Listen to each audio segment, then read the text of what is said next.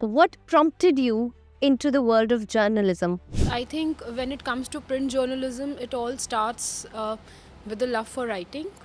It's the best medium to express. When did it click you that you really wanted to do the print version of it? That is where my heart was lying. And I started as a trainee correspondent with Hindustan Times. Were there things that you had to unlearn, and what did you learn in journalism which was different? There are two different things, excelling and survival. Only confines to the human interest stories or other beats as well? That story is also having a human angle to it. It is having a dimension which is related to the lives of the people.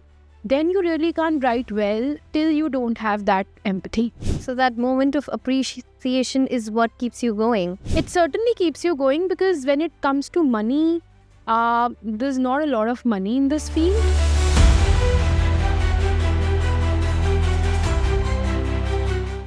Hello and welcome to the LPU podcast. I'm your host Tayyuba Amin, and today we bring to you the voice from the ground.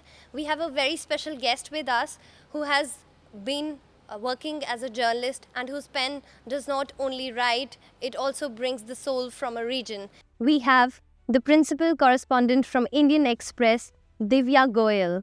We welcome you, ma'am. Thank you so much. Thank you. Let's start with a simple question. What prompted you into the world of journalism? Actually, it all starts, I think, when it comes to print journalism, it all starts with the love for writing. It's the best medium to express. And also, when you feel there's a need to bring out the stories of the people whose voices aren't heard in the society, who are less privileged, who are not as privileged as us to write everything on Facebook, to write everything on social media. So those voices also need a medium, and especially in a diverse country like ours, where we have people who are living on the roadside to those who are living in the huge palatial houses. Such diversity calls for ground journalism, and there's a need to hear all the sides of the stories. And there's a vast difference when it comes to reporting and storytelling. So I was basically interested in storytelling, and that is what I've been doing now for 13 years. Yeah.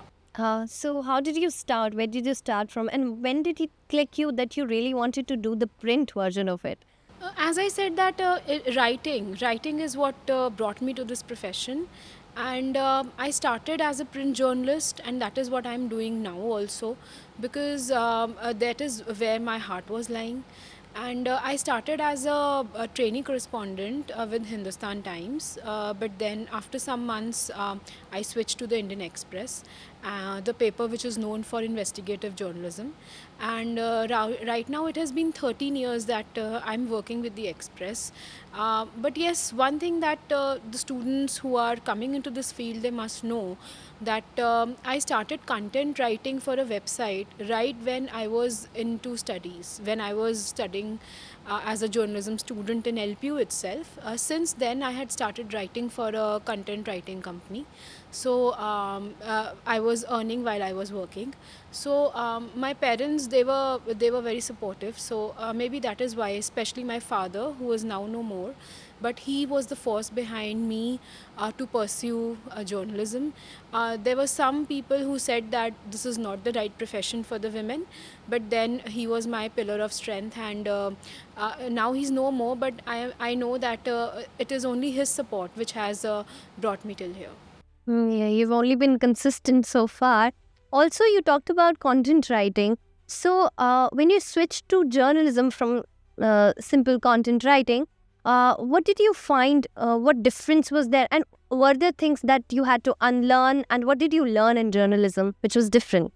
Actually, content writing was for a very short period. It was just a few, I think 1 or 2 years that I pursued that. That was just to have some, confidence, to know how it works. And of course, I just wanted to earn on my own while I was a student. So, the life as a professional journalist is very different. In journalism, you have to be on your toes all the time, especially when you start. you have to be on the ground, you have to go in the field, you have to develop sources when you are a new person, you have to nurture your sources, I should say. Definitely. And that is what takes you ahead, that is what makes you excel in this field. There are two different things, excelling and survival. So when you have to excel, you really have to be different from others, and you have to reach the stories where nobody else has reached. So for that, what you need is strong networking and ground journalism. Wonderful. Ma'am, your work centers humanitarian stories, human interest stories. So, journalism, when we talk about it, the ethics tell us that we do not have to be biased, we can't have empathy. Like, the journalist has to be a journalist and then be a human. So, how do you like, there's a fine line, when you do human interest stories, how do you find yourself not being biased or being empathetic or having sympathies while you write a piece? As far as bias is concerned, I would agree to your statement that we should not be biased. But then, as far as being empathetic is concerned, we have to be empathetic. I really don't believe that journalists don't have to be empathetic, because till the time you are not empathetic, you really can't come up with something that is touching the heart. Most of my stories have centered around human interest, the lives of the people, not what is there on the face but what is behind it. So till the time I don't talk to the other person like a human being, like I'm a part of their family, like I'm a part of them, I can understand their situation, Yeah. till that time I can't write a good story. So one has to be very empathetic, I would say, if you are writing a human interest story. So this only confines to the human interest stories or other beats as well? If you're writing straight stories which are simple news stories, then of course it has to be purely Facts are factual thing can never be compromised. But then if that story is also having a human angle to it, it is having a dimension which is related to the lives of the people, then you really can't write well till you don't have that empathy. factual.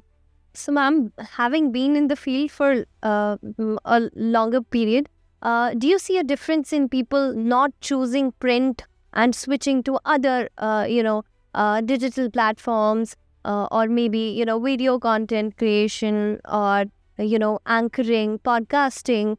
And do you see a change, or is there a decline in print, or what? There's a lot of change actually. We can't say decline.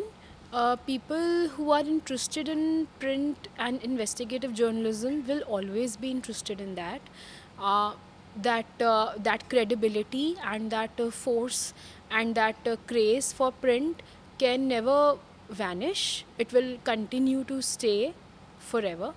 But yes, with the advent of several other streams such as this digital push, digital journalism, and podcast and everything, and this these influencers, social media influencers these days we have. There are a lot of youngsters who are diverting towards that. But then, for a person to be a real journalist, to be a real ground reporter, that opportunity will continue to exist, and those who really want to take it will take it. Nothing can stop them.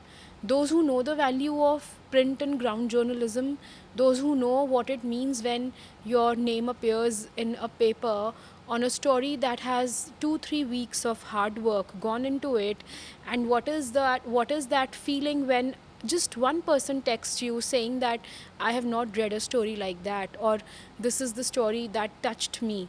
And that sums up everything. That sums up that love for print, for ground journalism. And those who have this love for this field, they will continue to be there. It can never vanish. It can never finish. So that moment of appreciation is what keeps you going. It certainly keeps you going, because when it comes to money, there's not a lot of money in this field. When it comes to comfort, that isn't there.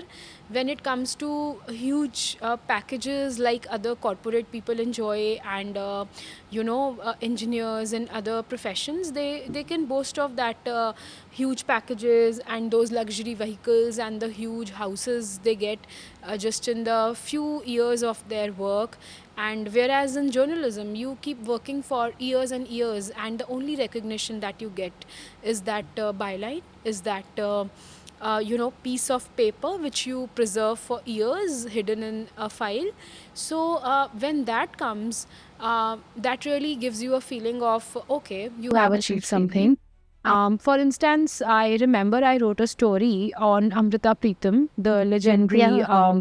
poetess of Punjab, and one of my readers, he messaged me that, Divya, today I read your story to my mother because she's a huge fan of Amrita Pritam, and when I was reciting your story to her, she tears were rolling down her eyes. She got so emotional.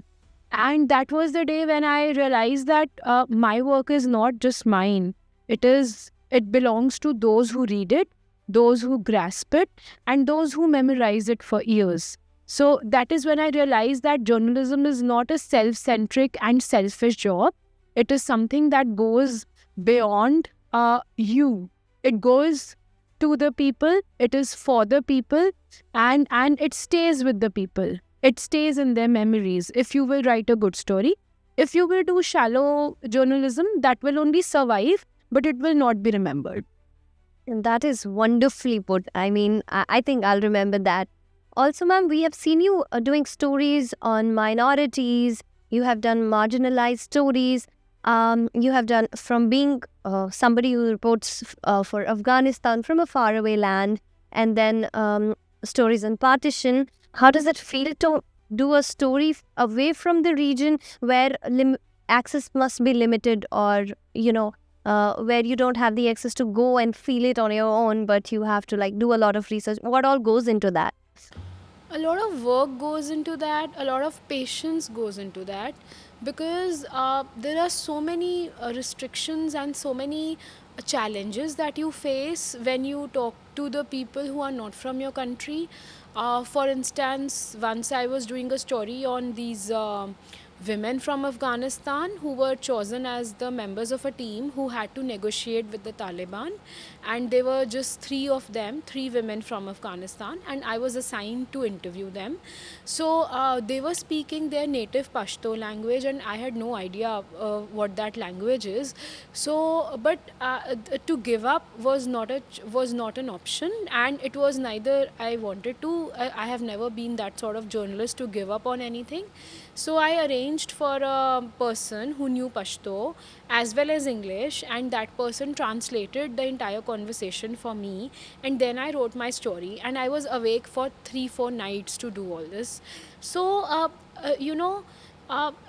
I would say challenges, they are never bigger than the story. Story is supreme, and if you are on a story and if you have decided in your heart that it has to be done and I will do it, nothing can stop you.